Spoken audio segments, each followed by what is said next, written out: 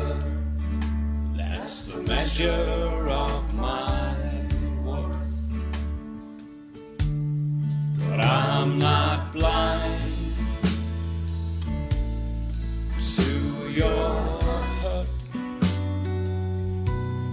I'm not blind to your pain. Though my heart seems cold, from my care I refrain. Oh, time is short, soon only memories remain. So please, don't judge me poor, or in these shoes you do not walk. This selfish man,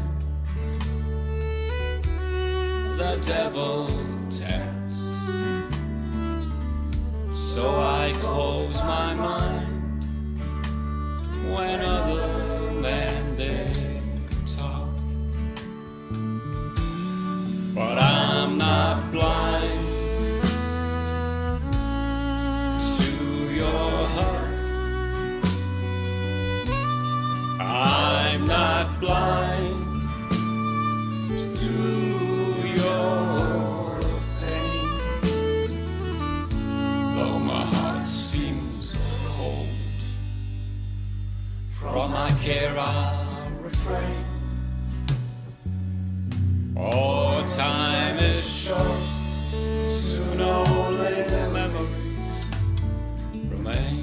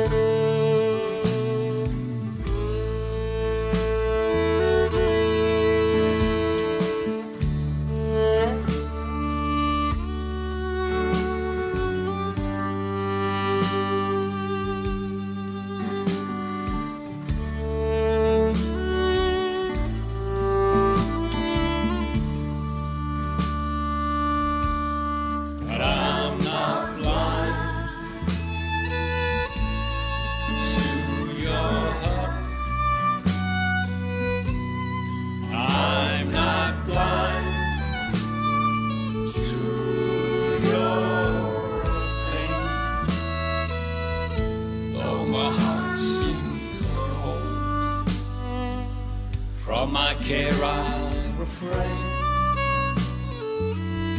Oh, time is short, soon only memories remain. Oh, time is short, soon only memories remain.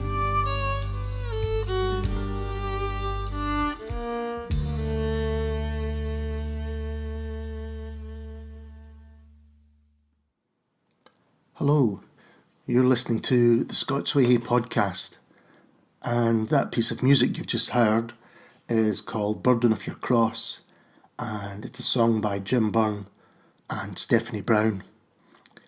It's part of a fascinating collaborative project called 10 Writers Telling Lies, which is a collection of short stories and poems, but also a collection of songs. And Jim Byrne has collaborated with all of the writers and poets to create these songs. So the one side of the project feeds into the other and vice versa. In a moment you're going to hear me talking to Jim and Pat Byrne, who are the driving force behind 10 Writers Telling Lies, and they'll explain in much more detail and with much more knowledge than I am at the moment.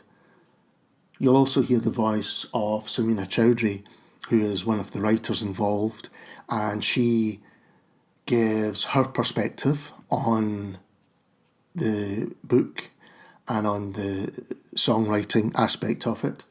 And then after that, you'll hear Samina reading her short story, Taxi. So that's enough from me at the moment, and I'll see you on the other side of this. Hello everyone, and welcome to another Scots Whay podcast. And this time round, we're going to be talking about a book, also a CD, called 10 Writers Telling Lies. It's a project which has really interested everyone I know that's spoken about it. So we're going to talk to Pat and Jim Byrne, who have put this together. Hello, both of you. Hi there. And also going to talk to Samina Choudry, who's one of the writers involved. Hello, Samina. Hi there. So first off, Pat, let's talk to you about the idea behind the book. Right, well, it was actually more Jim's idea than mine, but Okay. I was very happy to go along with it. And obviously, I was mostly interested in the writing aspect of it, and I had the pleasure of choosing the writers that were going to be involved. Okay. Well, Jim, from your side then, were you or the man who came up with this idea? I think because Pat was invited to all these kind of book events and book launches and all that, we were along one, I can't even remember what it was. I think It was Chris Dolan's. Right, okay. And he had a wee musical event after it. So being there, and also I had a set of songs sitting. I was wondering whether I should be putting any more music out. Okay. But I wasn't absolutely sure what to do. And I just came up with an idea just after that, talking to Pat about maybe we should do something together actually, because I just think the music was in my head, the writing was in my head, the books were in my head. Pat had been to do the creative writing course, and it sounded like a good thing, maybe if we could figure out a way of doing something together. It kind of grew from that seed, really. Okay, because in the introduction you do say that you were wondering how to get your music kind of into people's hands, as you had people perhaps aren't buying CDs. Yeah, that's right. Well, I suppose it was all that as well, as the environment of music, and the fact that, as you say, people don't necessarily buy music these days. It's kind of, and the kind of notion that, certainly for somebody at my level, that putting out a CD doesn't necessarily mean anything. You could put out a CD if like one person could hear it. Mm-hmm. I mean, if I went and did a lot of gigs, obviously I could sell them, but so it was just I think of some way of getting a bit more value out of recording things. And similarly, I think with publishing, Pat, it's difficult sometimes to get books out into people's hands, or get them published in the first place. Uh-huh. Was that something that you thought about? No, I never thought about that at all. I don't know why. I mean, I suppose I should have. I just thought that it was a good idea, and then quite a few people who said, "Oh, why don't we try and get a publisher? It would be good." And I think I approached one publisher, and it didn't suit them. But I really was very happy for us to do it ourselves, Mm-hmm. and to be making all the decisions. And there was also what I loved was us all working together. People, the writers are all at different stages really, Mm-hmm. in their sort of creative development and their success, but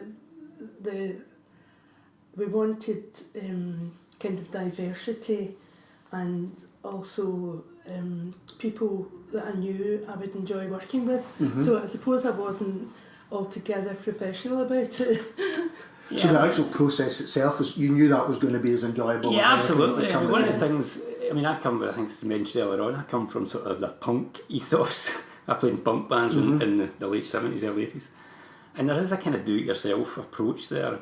I wasn't particularly interested in getting it published by a publisher because, in some sense, what's the point? Yeah, sure. You can do it yourself. The process itself is the enjoyable part of it. Yeah. It's like if I play a gig, the gig is the end in itself. It's not a gig to sell music. It's a gig to enjoy the gig. Yeah. To put something on and put some kind of show on. Yeah, but for a lot of people in music that's changed. The gig is there to sell the t-shirt or sell the thing like that. I think that's right. Yeah, and what strikes me about this project, one, I think it's probably very personal for the two of you, but also the way that you've brought so many different people in. There's a real pleasure, I think, in collaborating in this way. Yeah. Samina, when you were asked to join, what did you think of the initial project when you heard about it? I thought it was a fantastic project when, Pat mentioned it. And I was like, felt really chuffed that I had the honour of, being one of the writers. And I think one of the most striking things for me was that bringing songwriting and fiction together on the same level. And because I always think that, there's a certain crowd of people that would enjoy short story or fiction or novel writing, whereas songwriting is like universal. It appeals to a wider range of people. And I thought that's a really good platform, from launching, a really, unique project. I think that's right. I mean, what interested me about it was this. One, I think short stories should be more popular than they are. I never quite understand why they're not. And I think part of that's down to, bigger publishers thinking, well, short stories don't sell. Yeah. I think they don't allow them out there to really, get a grip. I think some of the best books from Scottish writers in the last few years have actually been collections of short stories. But also this thing with music, I think what you say, Samina, is right. It's universal. People that don't read books, on the whole, still love music. And what you're doing there is bringing a different audience in to give these writers a new readership. Yeah, that's right. That was one of the things we spoke about early on, actually, was, the notion that there's an audience for music and there's an audience for reading books. Apparently. Marketing speak, there's all targeted marketing. Exactly. And whereas in reality, most of us do all of these things. Exactly. We're not a pie chart, we actually... Absolutely. So even if I was being a kind of cynic and think, well, how can I spread the word about this? Do it this way and you get two audiences rather than one, if you want to look at it that way, because you can get the people who would review the book, hopefully will listen to the music. Yeah. People that would normally only review the music, hopefully will read the words. So, you're, in some small sense, introducing something else to an audience that wouldn't normally hear it. And we should say that it really is a collaboration. It's not just like, here are some songs and here are some stories, and never the two really have any connection. The stories were inspired by the songs. Yeah, they're tied together very tightly, actually, because the writers were involved in the writing of the songs and they were involved in the recording of the songs. So every single song has got somebody on it, the person that wrote it, who wrote it, whether that be singing, whether that be talking. If you listen to it, you'll see there's some kind of spoken word throughout the songs, or just in the presence and breathing in the mic, or in the air. there's some sort of. But one of the... So they're interlinked really closely. No, one of the interesting things that happened was we kind of thought that it would be good to, when we were having events, like we would be getting two audiences, like people that would come, maybe normally come to gigs, and other people that maybe come to spoken word events. And it was amazing. We did the 3 taster events at the West End Festival, and they worked so well. But actually, from that point of view, from attracting the different audiences, we couldn't go over just how that worked, because one of the guys who came to one of the gigs is David Carey. He's a blues musician, and he had never ever been to a spoken word event. And then he wrote it up in his blog. He's quite a wild man. He's a wild blues guy, sort of swearing and guitar player, very heavy and very entertaining. Anyway, he wrote in his blog, and he said that if MD had ever told him that he would come along to an event and listen to people reading their work, and that he would have enjoyed it so much, he couldn't have believed it. So we were really thrilled about that. And then after the event, Samina and I both go along to Alan McMonagle's creative writing classes. Is a kind of it's quite an inspirational guy. He's had these classes for about 10 years, and people come back and they disappear and they come back again. So Samina and I are in the class. We're kind of regulars. And what we noticed was that some of the people, 3 people in fact, who'd been to the gigs, to the 10 Writers Telling Lies event, they turned up at the classes because they enjoyed it so much that they thought, and one of them was a musician, Wow. the guy Dan. Yeah. He was a musician, but he thought, I think I would maybe quite like to try this creative writing. And then another woman, Rami, who happened to be sitting beside Samina at the event in Waterstones and Bowers Road, she's now in the class too. And who's the other person? I can't remember. Oh no, Mary Irvin. Mary Irvin, she wrote about it in her blog. And then she doesn't come to the evening class, but she goes along to these day events because she's already got MLit and creative writing, but she just absolutely... So in those 3 sort of small events, what we had hoped would happen, did happen. Yeah, so people were inspired to do something that maybe they wouldn't have. So did you always think about doing these live or having events with the things that were happening? Yeah. Yeah, I mean, one of the things, I was speaking to somebody the other day about this, because I went along to the Indie Authors event, which is the first time I'd ever been to any of these things. But I just felt that, well, the music thing, and me having done it, I've been playing music, playing gigs and writing songs really since I was a teenager. Yeah. And it's a slightly different mindset, I'm sure, from writing a book or writing a poem or writing.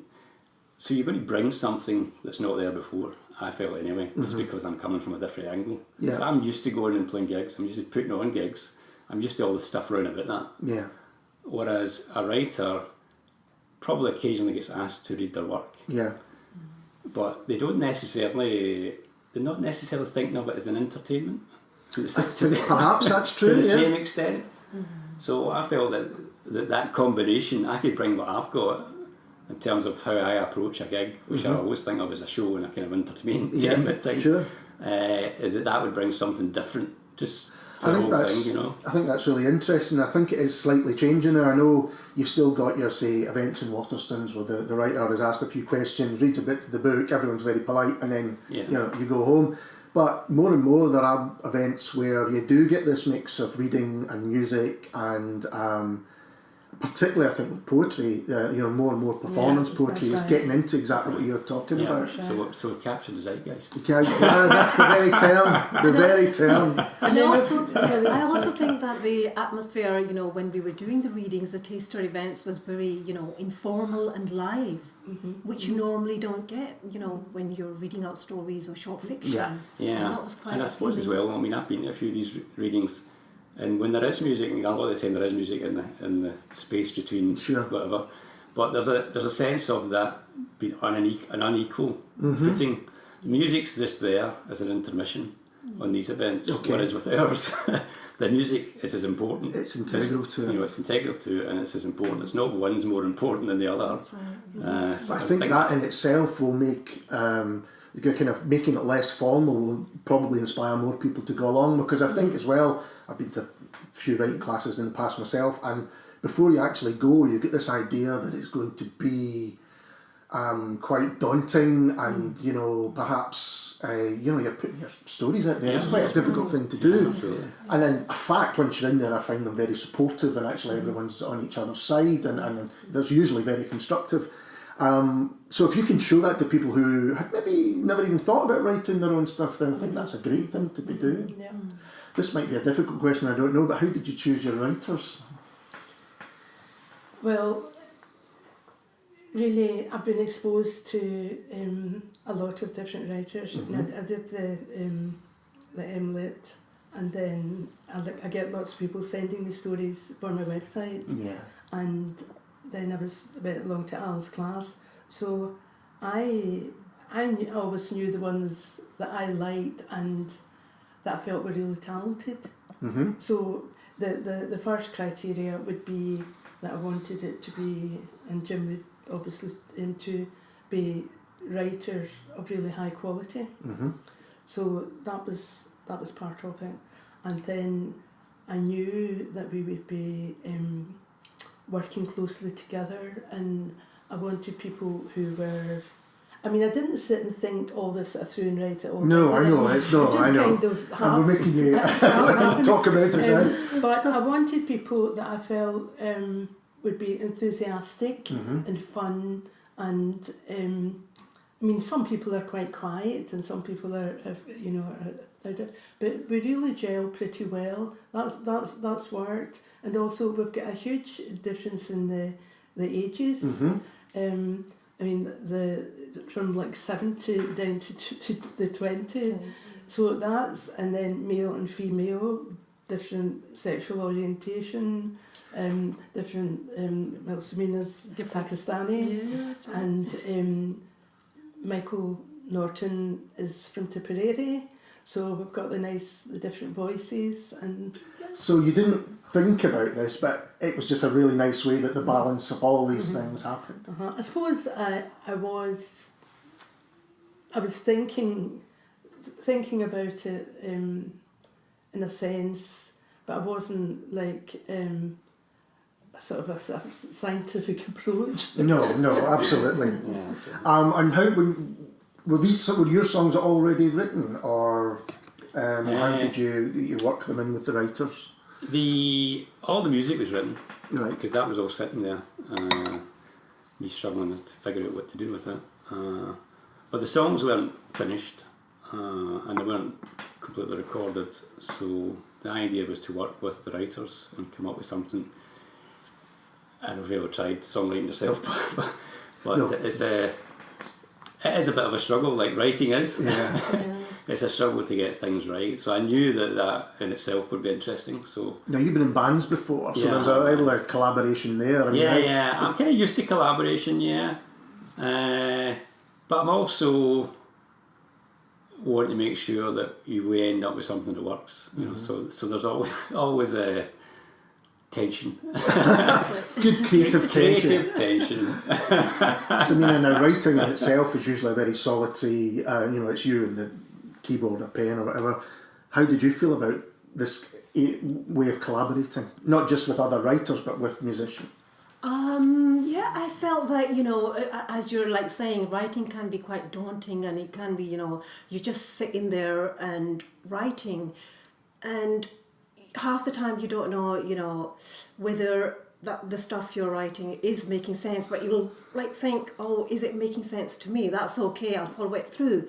But I suppose when you've got a group of writers who have come together and they're so diverse, in their approach, I suppose it's a really inspirational thing also, and it's quite fulfilling to know that all these people are have come together and we're on the same platform, and we're exchanging thoughts, ideas, and we're looking at one another's stories Yeah, also. so everybody read everybody else's Everybody stuff.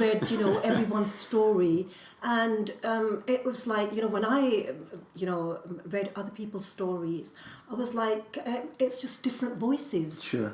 and you really appreciate that. So it was quite encouraging also. Really Did encouraging. reading other people's work, did it change the way that you worked? Was it similar to the writing group, for instance? No, it doesn't actually change the way you work, because like you have your own approach towards writing. So not necessarily it changed my way of writing, but it just, I think, makes you more involved and makes you really appreciative of other people's work. Okay.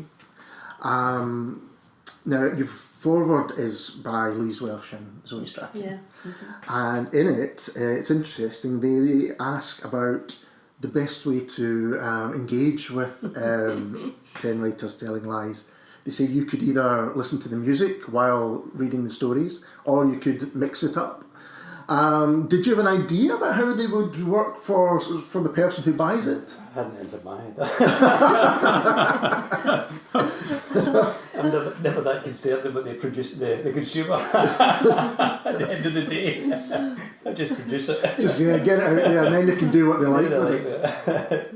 But I'm sure other folk might have thought about it. I mean, I suppose everybody's different. I mean, I couldn't read something and listen to the music at the same time. I wouldn't be able to do that. I think the difficulty I would find with that is concentrating on lyrics when you're reading at the same time. I think that's true.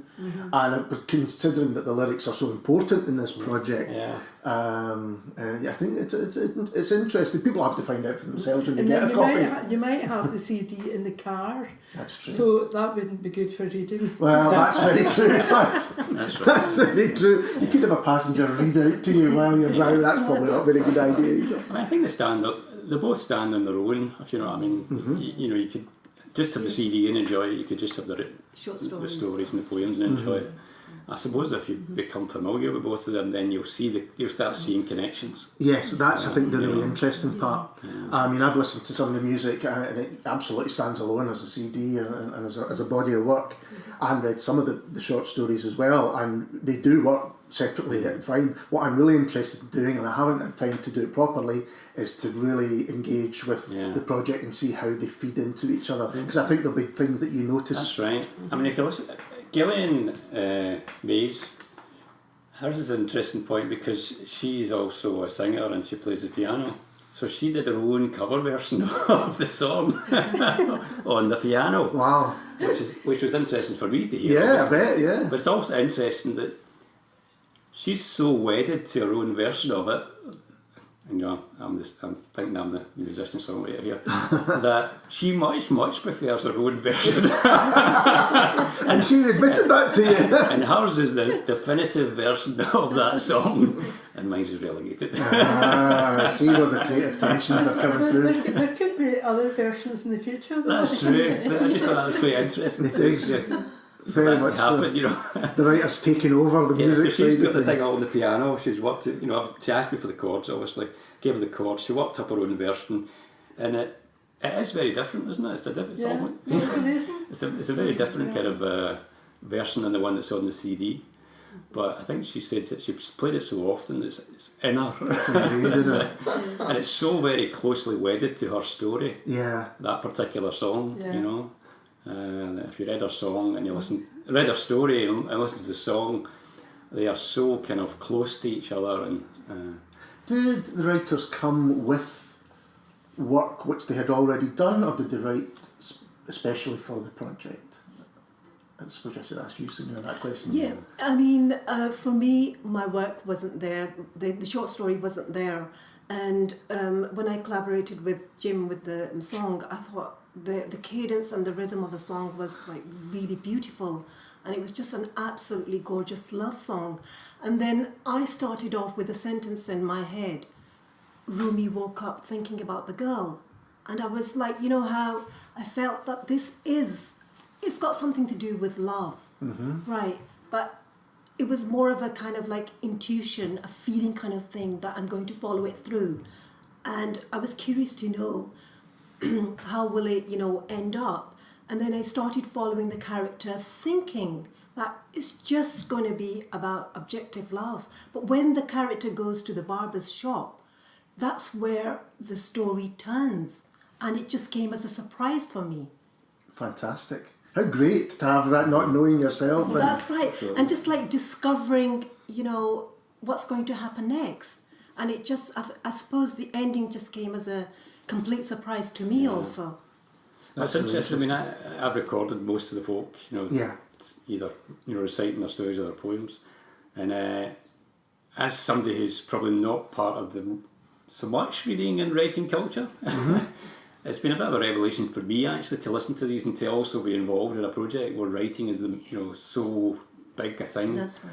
And me getting to know all the stories and things, Yeah. and hearing them, and then hearing them a few times, and at the live events, and becoming very kind of familiar with every one of them.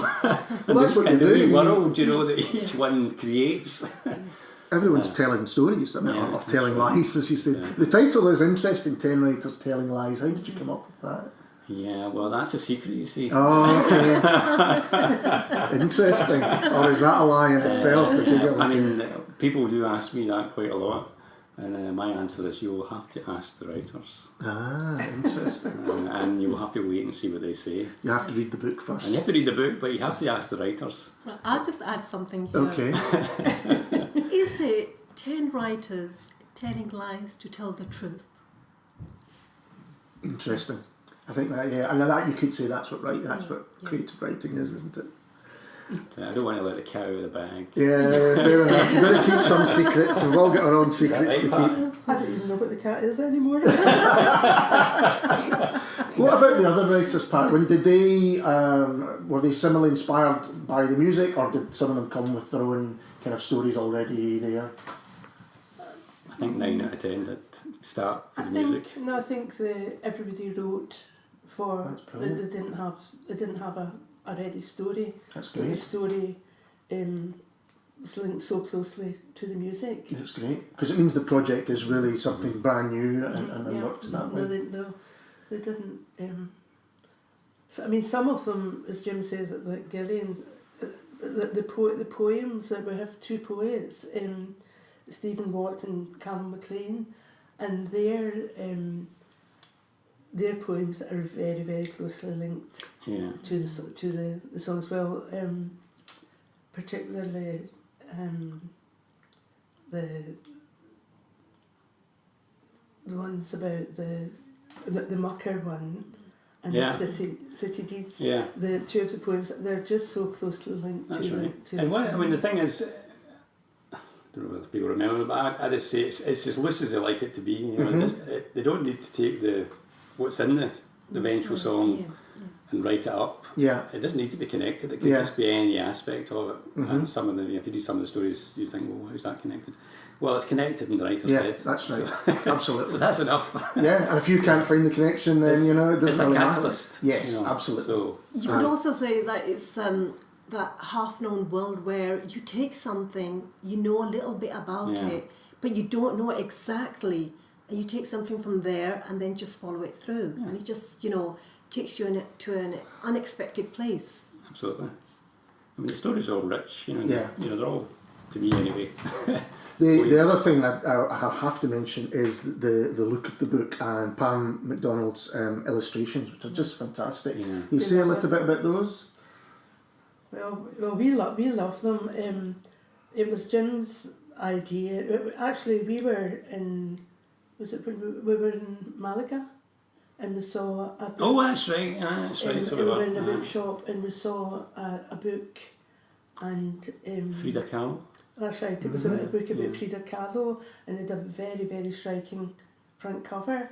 And we looked at it for ages and thought, gosh, this is just fabulous. And then that got Jim thinking about the idea. Yeah. And the musician Jamie Flett that Jim knows, his partner is a tattoo artist. I only found that out after the fact though. Oh, really? I was looking for I had the idea in my head that I wanted some of the darkness of the book and the lie to come through in the illustrations, and the idea of that, the look of the book, the whole thing had to be kind of tied together. So I asked all the writers to take selfies. Right. Can't say selfies of Themselves, take selfies. That's wrong. But they had to look as if they were hiding something. Oh, okay. So all of them took their selfies. You know, if you look at the illustration, you'll see what they took. Yeah. And then I looked for an illustrator online, on Facebook, on anywhere, thought about who we knew. And I actually emailed quite a few different people, asking if they were interested in being involved. It's a commercial thing, I'm paying for their time, so that's how much it was going to cost, blah, blah, blah. And then I came across an illustration on Facebook. I thought, no, I like that. Mm-hmm. So I got in touch with, and that was Pam. Yeah. Got in touch with Pam, and I told her all about the project, and said, I'm looking for somebody to do illustrations. Is there something you're interested in? And she was also a tattooist, which for some strange reason in my head seemed right. I don't know why. Right. But seemed appropriate. And then only from then did I realise that Pam was Jamie Flett's partner. Yeah. And I know Jamie because through the music. Uh-huh. so a small world. Small city, definitely. So I met up with Pam and chatted to her about the project, gave her some kind of notion of what it was about and the sort of thing I was looking for, but obviously she's the illustrator, so she's going to come up with her own thing. I wasn't really prescriptive. So she came up with these illustrations, which are absolutely, to my mind anyway. Oh, they're fantastic. I mean, each I think as a collection of pictures. They're immense. Yeah. They're really fantastic because there's this fabulous theme of the kind of, as you say, the colour and the style that runs through it. But you can tell the individual writers. Did you pleased with yours? I absolutely loved mine. I was like, is that actually me? Because sometimes pictures can't capture what an illustrator can do. Yeah. And I just felt that she's just captured something, the essence of the title. That's what I felt. Yeah. It's very wedded to the book itself. I feel she captured the kind of flavour of it, or whatever, or she gave it a flavour. She gave it, perhaps. She gave it a flavour. Well, I think from when I saw the images, first of all, I thought this has got a really strong identity, and what that does, as with any book, it encourages you to go further and go in and actually get to the rest of it. Right. Yeah, they're very, very striking images, and we chose the cover because it wasn't going to be who is going to be on the cover. It was what image is most striking, and that was the one that we felt was most striking of all. That's right, and like any kind of artistic thing, it was a process. We arrived at that after. I mean, if you look at the gigs we did last year, and I did some posters for it, and those were Pam's illustrations as well, but they're very different. Right. So the process itself ended up with what we've got. Our back and forward chats and what we're trying to represent. So all aspects of it were being worked on. And so they've all been worked on till we've ended up with hopefully something that fits with the stories and the whole kind of concept. It sounds like the whole process has been a real pleasure for everyone. I'm sure it's been incredibly hard work, but a real pleasure for everyone. It really has. And we wanted it to be something of quality. Yes. Because anybody can put a CD out. These days, everybody records at home. Anybody can put their book out. Everybody can print their own thing. But to do something that's of very high quality takes a lot of work. Yeah. Well, it does. Of course, it does. And but then you get the results at the end. Exactly. So we wanted it to be something we could be proud of and really look great, and did justice to the writers. Because the packaging tells people a lot. Yeah. If you've got great writers and the packaging is rubbish, people will just assume the writing is rubbish. That's right. So it had to be really good. Well, that's right. And you got to, you've almost got a duty of care to your writers Absolutely. as well to make it, it's very interesting. And Well, for me, the whole thing stands out because one, it looks great. You have got some really great writers there.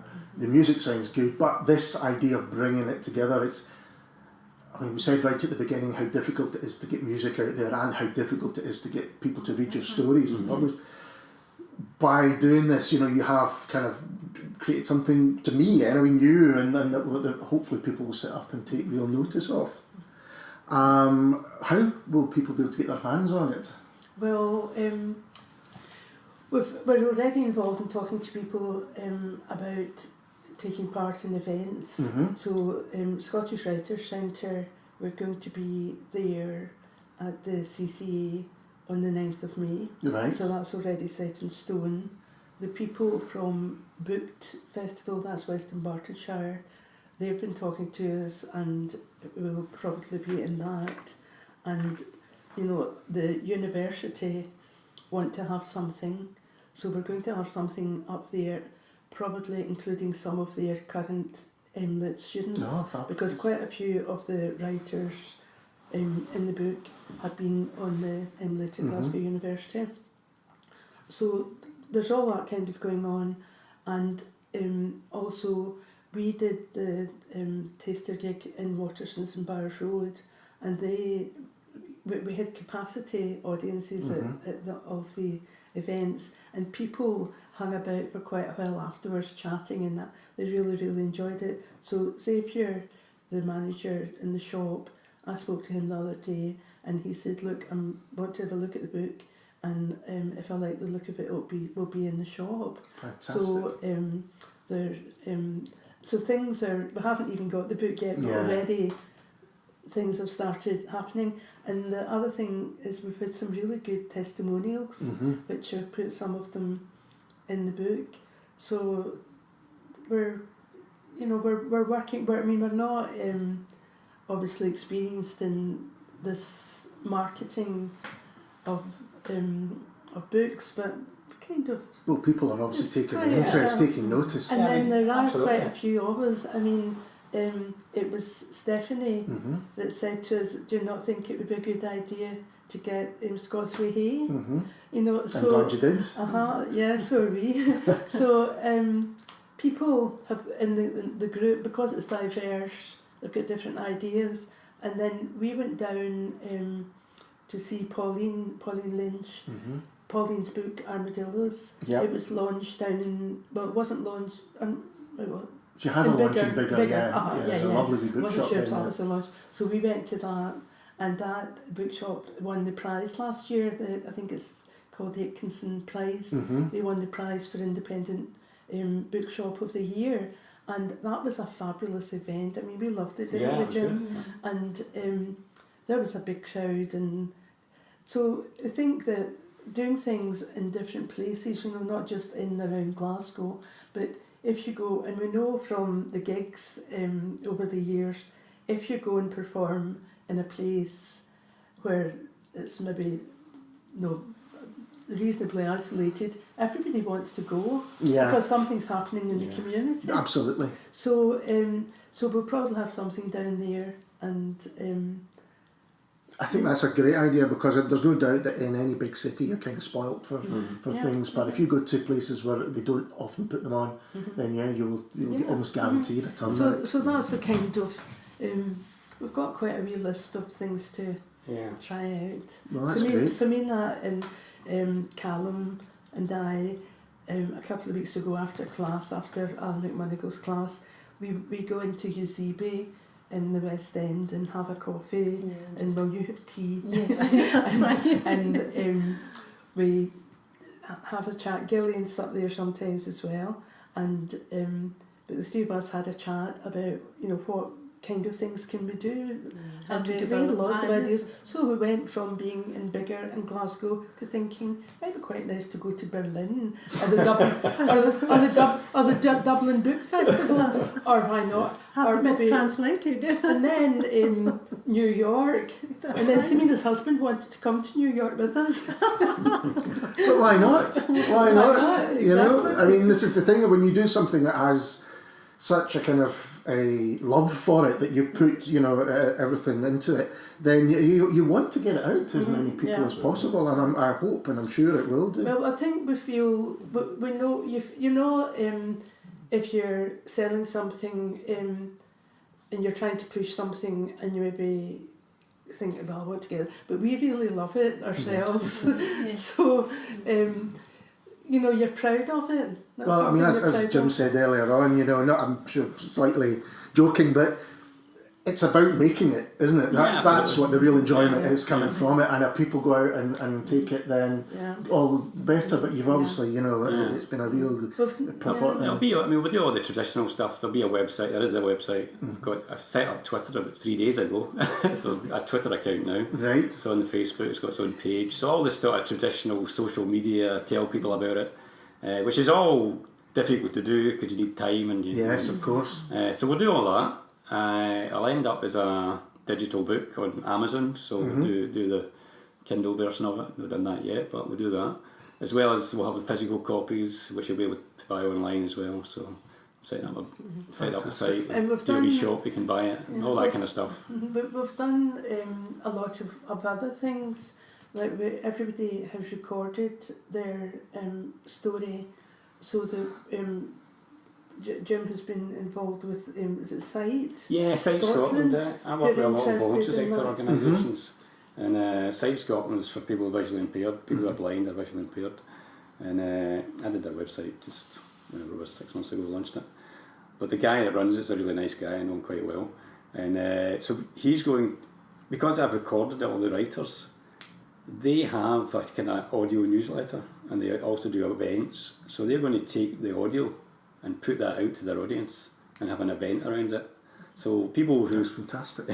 who wouldn't normally necessarily be involved in a kind of local book or whatever are going to be involved, and that's something fresh and new, because they will be able to listen to the audio. Yeah. Or part of their Sight Scotland will push it as part of their marketing and part of their events, which I think is pretty interesting. Oh, that's great. It's a great idea. And then we also had we were interviewed and that was filmed, so we'll have some YouTube. Yeah, we're going to do it in video as well. Everything takes so long. It takes so long, but it sounds like you're going to have plenty. When it book does come out, people are going to know about it. So we've had loads of help. I mean, the people who came to film us, there's two students from Glasgow University who are down at Ayr on the film and television course. Yeah, I So think I the don't radio know, Bob, the radio, radio. on the radio course, and they came and they were fantastic. And then the person who interviewed us was Gillian McDougall, who used to be the continuity person, one of the continuity people at BBC radio. So, you know, we've done a lot of quite interesting things about it. You don't know what's going to work and what's No, of not, course you but don't. it was good for us. You know, it was Yeah. because it was new experience for us as well. And you know, people are obviously interested. You know, people don't do these things unless they're interested in That's it. true. That's what I was going to say, that, you know, the commitment that Jim and Pat, you know, have put, it's really inspirational, because like normally when you have a book out, these things don't happen. It's just like, you know, you have a reading event and, you know, you're reading and that's about it. I mean, but I suppose it's really inspirational that all the effort, you know, that's been put. It's I think it amazing. shows you what on a small level can be done, in music, you know, even film, but certainly books. When it's really important to the person, it's not just another product, for want of a better term, and then it all goes again, and the next person goes through. When someone says, "No, this is something we've put our time and our love into, and we're going to make sure that we give the best chance of it," you know, other people being involved in it as well. That's what I was saying to Pat. I was like, it's not something commercial. You know, it's something that will kind of endure. Yes. It was something that, you know, stay on for you know, quite a long time. That's what Zoe and Louise said. I mean, we loved their foreword. Yes, it's We fantastic. were so flattered, but it was, you know, it was very encouraging what they wrote as well. I mean, we had I think Jim and I have had a kind of combination of experience that probably made it, like, we knew what we were doing. I mean, Jim has published books before, you know, he's got a technical books, but we knew all, and we had ISBN numbers and different things like that, so we weren't probably starting from just scratch. Yeah, sure. And then because of the website, I mean, I've been used to promoting lots of different things. Absolutely. And then I managed the band for years, and so we weren't starting from absolute scratch, but the main thing was we had access to the music, and we had access to a lot of talent. Yeah. So, and there was no coaxing involved. People were really up for it. And at the end of the day, it is, you know, the actual music and the actual stories themselves that will endure, That's as it. you say. That's it. Absolutely. Well, I think we're going to take a break there, and when we come back, Samina is going to read her story, Taxi, I think it's called. That's right. But I'll take this point to say thanks to Jim and Pat Byrne for talking to us. We'll be back after this. Thank you, Alistair. Taxi. Rumi woke up thinking about the girl. She was beautiful, tall as a Babel tree, and such a fair complexion, like she was from the Hazara Valley. He smiled and thought a bit more about her as his eye caught a little crack on the ceiling. He'd buy a bunch of pink and white peonies, and if the mother came out, he'd hand them to her. But if luck had it, she'd be alone in the house, and then he could give her the flowers and tell her how much he liked her. They could go out to a restaurant or even to the cinema. He imagined taking her hands in his, kissing her fingers, so soft and delicate. He shook his head, waking up. No more of this following her on the motorbike. He got up and went into the bathroom. He looked in the mirror. The hair was a mess. Small black bristles were noticeable on the side of his cheeks. He washed his face, changed, and walked round the corner to the barber's shop. Hashwani was sitting, eyes closed, getting a hot towel shave, and it looked like the barber hadn't noticed him as he pressed Hashwani's shoulders. "Ah," the sound came, as the barber kneaded his hands into the back of his neck. Rumi picked up the newspaper as he sat down. He flicked to the sports page, read some headlines, and then put the newspaper down. It was cold, and there was a feeling of dampness inside the shop. He went out and stood in the doorway where the sunlight was coming in. Today neither the barber nor Hashwani were in a hurry, and it seemed like Hashwani had dozed off. Rumi took out a half-smoked cigarette from his pocket. He lit it, taking a couple of drags. He stubbed it against the wall and put it back into his trouser pocket. A young woman walked by. He stared at her, his eyes lingering on her breasts and then glancing at her fleshy buttocks. The woman looked back, and he liked the way she smiled towards him. Hashwani had opened his eyes. He sat up, looking at Rumi through the mirror in front of him. "Rumi, how is it? Heard you're looking for a job." "I still am." "Come to the garage. I'll ask one of the boys to fit you in somewhere." "I don't know much about welding and all the other stuff." "Just do what the boys tell you." "How much will I get?" "Don't worry, we won't let you starve." "Don't know if I can do it then." "That's all right." The barber rubbed some oil into his hands. He rubbed his fingers across Hashwani's chin and face and then took the towel off from his neckline. He then turned round and looked at Rumi. "You here to make a payment?" "How much do I owe you?" Rumi said. The barber took out a filthy copy from behind the counter and flicked through the pages. "1 shave and 2 haircuts. Listen, I need a haircut today, but I promise I'll square you up soon." The barber was watching him. "Only if you pay up some of the amount, yes?" Rumi put his hand in his pocket. "I'll see what I've got then." The barber nodded, wiping the back of the leather seat with a wet towel. He picked up a bottle of talcum powder and some other bottles and went off towards the back of the shop. Hashwani stood up. He went up to the counter. He took out a couple of banknotes from his pocket. Leaving them on the counter, he told the barber to keep the change. He stretched and walked slowly to where Rumi was standing. He put his hand on his big belly sticking out in front of him. "Bone lazy some people are." "Sorry?" "Never mind, son. I know you were being nice, but the thing is, I'm looking for a proper job, one where I could make some money." "You fed up of loafing around then?" Rumi sniffed. "I think I've fallen in love." "Who have you enticed?" "Why do you want to know?" Hashwani shrugged. "I suppose it doesn't really matter." "That new girl living in the rented house from across the yogurt shop." "Taxi." "What do you mean?" Rumi frowned. "Your fair and lovely was with Siraj the other night. He was saying she was a good ride though." "Dirty bastards." Hashwani laughed. "I might be there myself. Could put in a good word for you. Stop this shit." Rumi got down the steps and walked away. 5 minutes later, he was standing outside the blue door where the girl stayed. He knocked on the door and then rang the bell. Someone from inside shouted, "Who is it?" "It's me. Can I come in?" The door opened. The girl was standing there, wearing a tight-fitted blouse with a low-cut neckline, and that black mole below her neck. He was so close to her that he could touch it with his hand. "It's you." "You know me then?" Rumi smiled. "Goon." "Me? Yes, you." "Listen, I'm sorry for following you around, but it's just that I really like you. You don't know how much I love you. Get your ass out of here before the old lady comes out." "Rana, who is it?" It was a woman's voice coming from somewhere inside.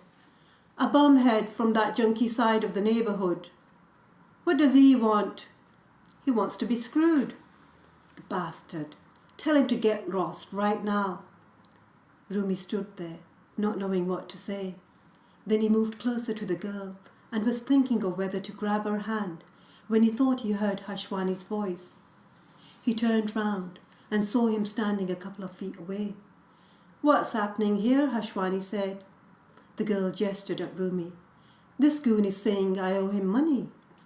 Hashwani peered over his spectacles towards Rumi.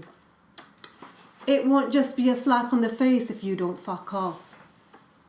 The mother had come out wearing a towel wrapped around her head, and her whole face, apart from the eyes, was covered in bleach cream. Her look softened the moment she saw Hashwani. She smiled at him as he put his hand out to shake hers. Then he reached over. He took the girl's hand in his and kissed it. May I? Yes, of course, come in, the mother said.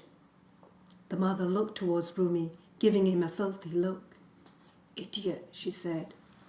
Yes, the place is full of them, Hashwani said as he went inside. Rumi walked over to the yogurt shop. He fished out the almost crumpled end of the cigarette from his pocket. He smoked until he felt his lips burning. Thank you. That was fantastic, Samina. Thank you very much. And if that hasn't got you interested in 10 writers telling lies, then I don't know what's going to. Thanks to everyone for joining us today, and we'll be back next time with someone completely different. Cheers. So, now you know all about 10 writers telling lies. I told you it was a fascinating project, and I hope that the drive and love and heart that Jim and Pat and Samina and all the other writers have for this project comes across, because it's a real labour of love in the best possible way. But we're not finished there. I'm going to say cheerio, and after that you'll hear Oh My Beautiful You, which is the collaboration between Jim and Samina for 10 Writers Telling Lies. And we'll be back very soon with I've no idea who yet, but it'll be fun finding out. Thanks. Rumi woke up thinking about the girl. She was beautiful, tall as a Babel tree, and such a fair complexion, like she was from the Hazara Valley. He smiled and thought a bit more about her as his eye caught a little crack on the ceiling.